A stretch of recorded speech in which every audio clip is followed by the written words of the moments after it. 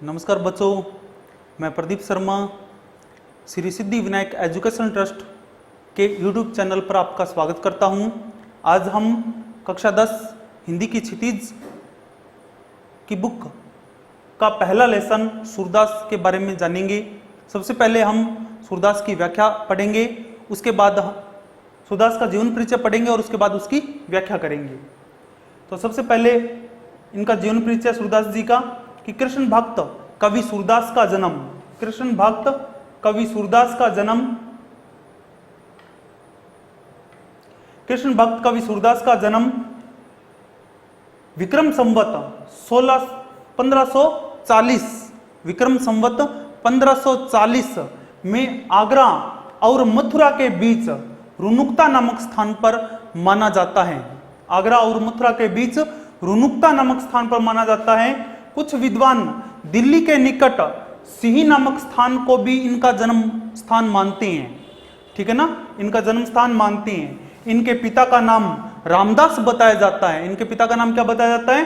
रामदास बताया जाता है, जबकि इनके गुरु का नाम वल्लभाचार्य बताया जाता है। ठीक है ना, ये सारस्वत ब्राह्मण कहलाए।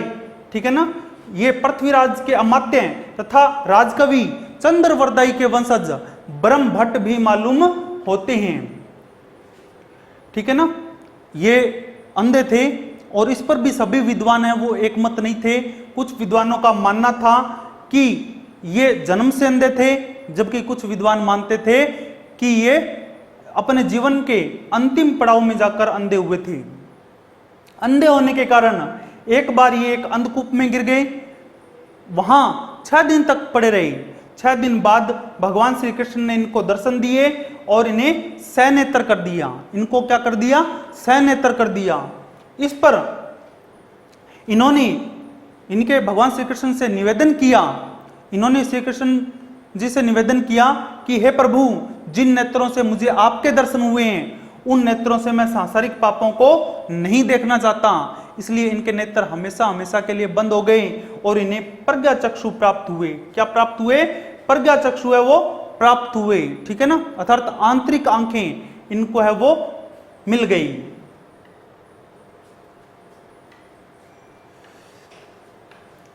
इनकी 3 रचनाएं प्रसिद्ध हैं, सूरसागर, साहित्य लहरी और सूर सारावली। सूरसागर, सूर सारावली और साहित्य लहरी, ये इनकी 3 रचनाएं प्रसिद्ध हैं और इनकी जो मृत्यु है वो विक्रम संवत 1620 में मानी जाती है। ये सूरदास जी का जीवन परिचय था। अब हम इनकी व्याख्या पढ़ते हैं। तो ये है हमारा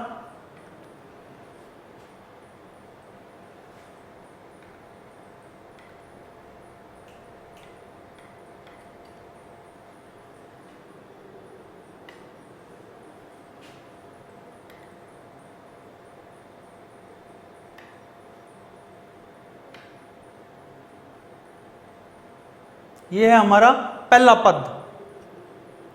देखो, बुझत श्याम कौन तू गोरी, यहां पर भगवान श्री कृष्ण और राधा जी की प्रथम भेंट होती है, अर्थात वे एक दूसरे से पहली बार मिलते हैं। तब भगवान श्री कृष्ण हैं वो राधा जी से पूछते हैं कि हे राधा जी, हे सुंदरी, तुम कौन हो? क्योंकि उस समय नाम तो पता नहीं होता। ठीक है ना, पहली बार मिलते हैं उस समय नाम तो पता नहीं होता, इसलिए भगवान श्री कृष्ण और राधा जी से पूछते हैं कि हे सुंदरी, तुम कौन हो? गोरी का अर्थ यहां पर क्या होगा? सुंदरी। ठीक है ना, और श्याम इनके भगवान श्री कृष्ण, और बुझत का अर्थ क्या होगा? पूछना। कि भगवान श्री कृष्ण है वो राधा जी से पूछते हैं कि हे सुंदरी, तुम कौन हो? कहां रहती काकी है बेटी, यानी कि तुम कहां रहती हो और किसकी पुत्री हो, किसकी बेटी हो? तुम कहां रहती हो और किसकी बेटी हो? देखी नहीं कबहू ब्रज खोरी, खोरी मिस होता है रास्ता, खोरी मिस क्या होता है? रास्ता। ठीक है ना, कि आज से पहले तुम्हें इन ब्रज के रास्तों में कभी नहीं देखा, आज से पहले तुम्हें इन ब्रज के रास्तों में कभी नहीं देखा। काहे को हम बरतन आवती, तब राधा जी श्री कृष्ण के प्रश्नों का उत्तर देती हुई कहती है, श्री कृष्ण के प्रश्नों का उत्तर देती हुई कहती है कि हमें इन ब्रज के रास्तों में आने की क्या आवश्यकता है, हमें इन ब्रज के रास्तों में आने की क्या आवश्यकता है। खेलत रहती अपनी पोरी, पोरी मिस होता है दहलीज, ठीक है ना, दहलीज जिसे घर की जो बाउंड्री होती है उसको कहते हैं खेलत रहती अपनी पोरी, हम तो अपने घर की ही दहलीज में क्या है, खेलती रहती हैं। सुनत रहती सर्वननी नंद ढोटा, लेकिन कभी कभी अपने कानों से ये जरूर सुना है कि जो नंद का लड़का है, ढोटा का अर्थ होता है लड़का, ठीक है ना, सर्वननी का अर्थ होता है यहां पर अपने कानों से, कि कभी कभी अपने कानों से ये जरूर सुना है कि जो नंद का लड़का है करत फिरत मक्खन दधी चोरी, दधी में होता है दही, कि वो घरों घरों में जाकर दही और मक्खन की क्या करता है, चोरी करता है। तुमरो कहा चोरी हमले है, कि तब श्री कृष्ण जी हैं वो राधा जी के इन प्रश्नों का उत्तर देते हुए कहते हैं कि हम तुम्हारा क्या चुरा लेंगे, हम तुम्हारा क्या चुरा लेंगे। खेलन चलो संग मिली जोरी, कि साथ में जोड़ी बनाकर खेलने के लिए चलते हैं, चलो साथ में जोड़ी बनाकर खेलने के लिए चलते हैं। सूरदास प्रभु रसिक शिरोमणि, सूरदास जी कहते हैं कि मेरे प्रभु भगवान श्री कृष्ण, यहां पर शिरोमणि यानी कि श्री कृष्ण, ठीक है ना, रसिक यानी कि रस भरी, कि मेरे प्रभु भगवान श्री कृष्ण, सूरदास जी कह रहे हैं कि मेरे प्रभु भगवान श्री कृष्ण रस भरी और मीठी मीठी बातें बनाने में बहुत ही चतुर हैं, ठीक है ना। बातनी भूरी राधिका भोरी, उन्होंने भोली भाली राधा को, भोरी इनके भोली, ठीक है ना, भोली भाली राधा को भी, ठीक है ना, अपने साथ खेलने के लिए क्या कर लिया, तैयार कर लिया, ठीक है ना। ये है पहला पद, समझ में आया। अब हम बढ़ते हैं दूसरे पद की ओर।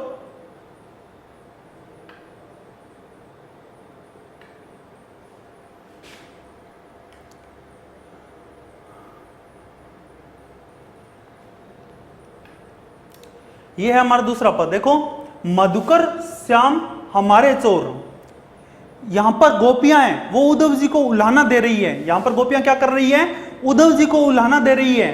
मधुकर श्याम हमारे चोर, कि हे उद्धव जी, हे भोरे, यहां पर उद्धव जी को भोरा क्यों कहा, मधुकर क्यों कहा, क्योंकि जिस समय गोपियां वो उद्धव जी को उल्हाना दे रही होती है उस समय उनके आसपास एक भोरा उड़ रहा होता है, ठीक है ना, उसी को लक्ष्य करके यहां पर गोपियां वो उद्धव जी को उल्हाना दे रही है, इसलिए वो उद्धव जी को मधुकर शब्द उनके लिए वो प्रयोग किया है।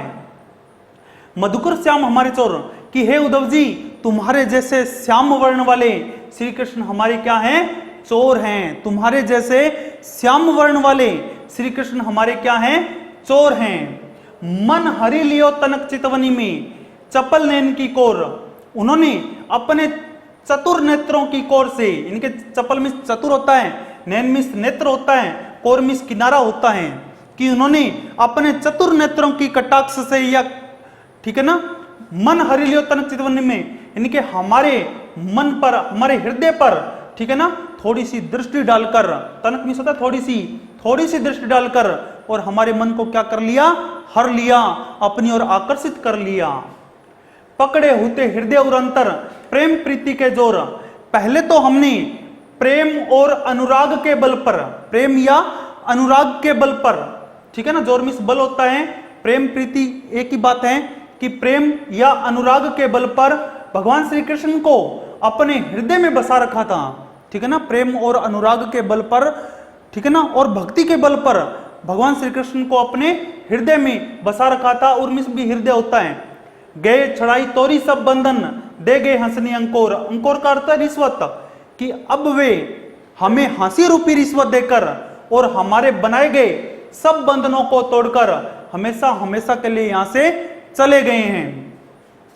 चौकी परी जागत निसी बीती, दूत मिलो एक भोर, जब हमें इस बात का पता चला कि श्री कृष्ण जी हैं वो हमेशा के लिए यहां से चले गए हैं, तब हम चौंक कर जाग गई, ठीक है ना, और पूरी रात, निसी मिस होता रात, कि पूरी रात हमारी जागते हुए बीती। दूत मिलो एक भोर, उसके बाद में हमारा सामना आपसे अर्थात उद्धव जी से हुआ। सूरदास प्रभु सर्बस लुट्यो नागल नवल किशोर, ये जो नागल नवल किशोर है ये एक विशेषण शब्द है, ठीक है ना। और इसका प्रयोग यहां पर श्री कृष्ण जी के लिए हुआ है, ठीक है ना, कि सूरदास जी के माध्यम से गोपियां कहती हैं कि भगवान श्री कृष्ण ने हमारा सब कुछ लूट लिया है। सर्वस्व का अर्थ है सब कुछ, ठीक है ना, लूट मीन्स लूट लिया, कि भगवान श्री कृष्ण ने हमारा सब कुछ लूट लिया है और हमेशा हमेशा के लिए विरह वेदना में जलने के लिए क्या कर दिया है, छोड़ दिया है। आया समझ में? तो हम आगे चलते हैं तीसरे पर। तीसरा जो है वह है संदेशनी मधुबन कुब भरे।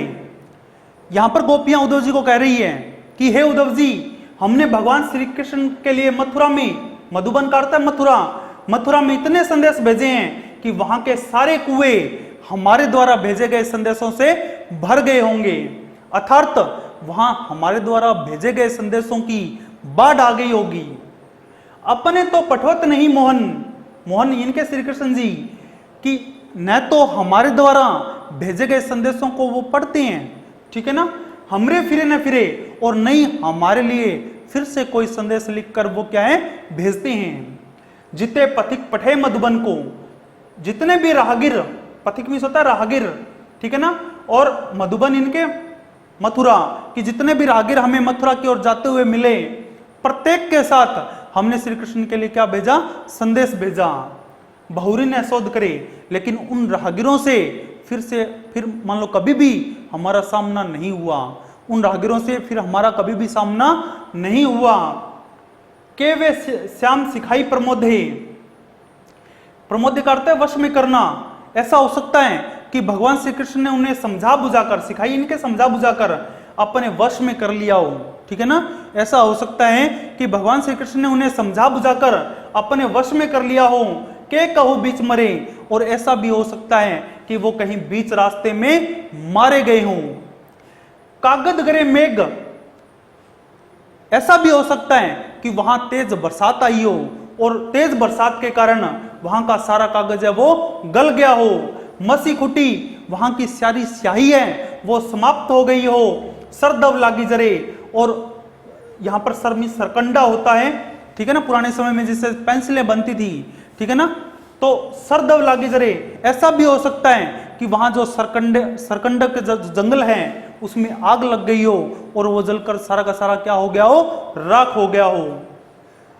सेवक सुर लिखन को आंदो पलक का पाट अरे, ऐसा भी हो सकता है जो संदेश लिखने वाला जो सेवक है, ठीक है ना, संदेश लिखने वाला जो सेवक है वो अंधा हो गया हो, उसके पलक किवाड़ है वो खुल नहीं रहे हो। कपाट में होता है किवाड़, ठीक है ना, कपाट में क्या होता है, किवाड़, कि पलक किवाड़ है वो खुल नहीं रहे हो।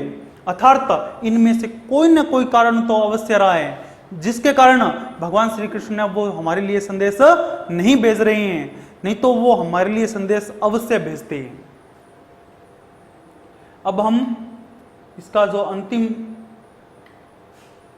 पार्ट है उस पर चलते हैं। ये इसका चौथा पार्ट है, 3 नंबर लगा हुआ है गलती से, कि उद्धव मन माने की बात। हे उद्धव जी, गोपियां उद्धव जी को कह रही है कि हे उद्धव जी, ये तो मन के मानने की बात है, ये तो मन के मानने की बात है। दाख छुआरा छाड़ी अमृत फल, विष कीरा विष खाता, कि दाख और छुहारे जैसे मीठे अमृत रूपी फलों को छोड़कर जहर का कीड़ा है वो केवल जहर को खाना क्या करता है, पसंद करता है। इनके यदि जहर के कीड़े को दाख, इनके जो अंगूर की बनती है, ठीक है ना, और छुहारा जिसे हम अपनी भाषा में खारक बोलते हैं अथवा खजूर होता है, ठीक है ना, उन मीठे फलों को छोड़कर जो जहर का कीड़ा है वो केवल जहर को खाना ही क्या करता है, पसंद करता है। जो चकोर को दही कपूर कहू तजी अंगार अघात, जिस प्रकार चकोर पक्षी होता है, ये चकोर है ना, एक पक्षी का नाम है, कि जो चकोर पक्षी होता है उसको यदि ठंडा और शीतल कपूर खाने को दिया जाता है, ठंडा और शीतल कपूर खाने को दिया जाता है, तो वह उसे छोड़कर, तजीमिस होता है छोड़ना, कि वो उसे छोड़कर जलते हुए अंगारे खाना क्या करता है, पसंद करता है। क्योंकि चकोर पक्षी है वो हमेशा अंगारों को खाकर ही अपनी भूख को क्या करता है, शांत करता है। मधुप करत घर फोरी काठ में, जिस प्रकार जो बोरा होता है ना, वो मजबूत से मजबूत जो काठ की लकड़ी होती है उसमें भी छेद बनाकर अपना घर बना लेता है और उसमें रहने लग जाता है, ठीक है ना।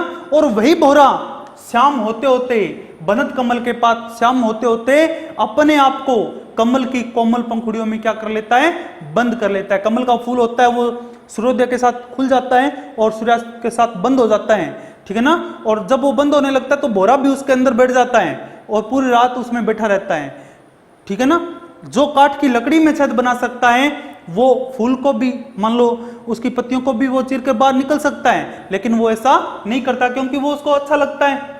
जो पतंग हित जानी आपनो दीपक सो लपटाता, जिस प्रकार कीट पतंगे होते हैं, ठीक है ना, कीट पतंगे होते हैं वो दीपक की लो के आसपास उड़ते रहते हैं, दीपक की लो के आसपास उड़ते रहते हैं और अंत में उसी में अपना हित समझकर, ठीक है ना, उस दीपक की लो में प्रवेश कर जाते हैं और जलकर क्या हो जाते हैं, राख हो जाते हैं, अर्थात उससे लिपट जाते हैं और जलकर क्या हो जाते हैं, राख हो जाते हैं। सूरदास जाको मन जासो सोई ताहि सुहाता, सूरदास जी के माध्यम से गोपियां कहती हैं कि हे उद्धव जी, जिसका मन जिसमें एक बार लग जाता है वही हमेशा उसको प्रिय लगता है अथवा उसको सुहाता है, ठीक है ना, वही हमेशा उसको प्रिय लगता है अथवा वही हमेशा उसको सुहाता है। तो ये इसकी व्याख्या है। अब हम चलते हैं इसके क्वेश्चन आंसर पर।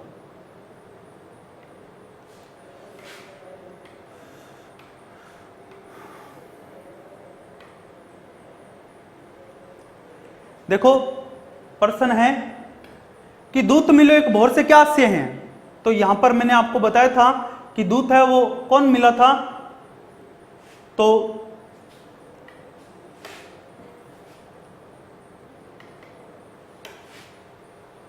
यहां पर उद्धव जी आए हुए हैं, ठीक है ना, ये उद्धव जी है, ये इसका आंसर होगा। दूत मिलो एक भौर से आशय, इनके अगली सुबह इनके दूत के रूप में कौन मिला था, तो उद्धव जी मिले थे, ठीक है ना। आगे है नागर नवल किशोर, विशेषण किसके लिए आया है, तो ये मैंने आपको बताया था कि श्री कृष्ण जी के लिए आए हैं, तो इसका आंसर कृष्ण होगा। आगे है कृष्ण गौरी को संबोधन किसके लिए कर रहे हैं, तो यहां पर आएगा राधा जी, ठीक है ना, राधा जी के लिए ये क्या है, गौरी का संबोधन कर रहे हैं, राधा जी के लिए कर रहे हैं। उसके बाद में सारे बंधन तोड़कर कौन और कहां चला गया, सारे बंधन तोड़कर भगवान श्री कृष्ण जी हैं वो मथुरा चले गए थे। कहां चले गए थे, मथुरा चले गए थे। गोपियों को भ्रमर के रूप में कौन सा दूत मिला, तो उद्धव जी मिले थे ना, ठीक है ना, भ्रमर के रूप में, ठीक है ना, भ्रमर की संज्ञा जिस पर को दी तो वो उद्धव जी थे। और श्याम ने किसको सिखाकर अपने वश में कर लिया, श्याम ने राहगीरों को अर्थात पथिकों को सिखाकर क्या कर लिया था, अपने वश में कर लिया था, ठीक है ना। तो ये हमारा लेसन है, समझ में उम्मीद है समझ में आया होगा, ठीक है ना। अब हम आगे सेकंड लेसन में मिलेंगे, तब तक के लिए नमस्कार।